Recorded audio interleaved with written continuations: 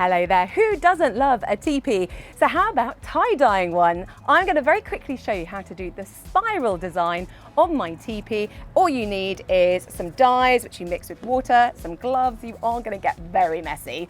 Of course you need your elastic bands, and don't forget to protect your surfaces. Can't wait! Pinch a section in the centre of one side of the fabric of the teepee and keep twisting it around in itself like a whirlwind until all the fabric on that side is creating a circle.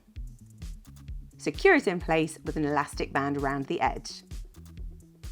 Then you want to repeat the same on the other side. Now, if you start with damp fabric, the colours will merge together. If you want a crisper pattern, start with dry fabric.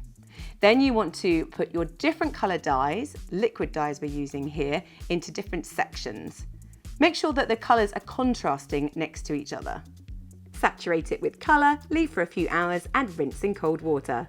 And here's the end result.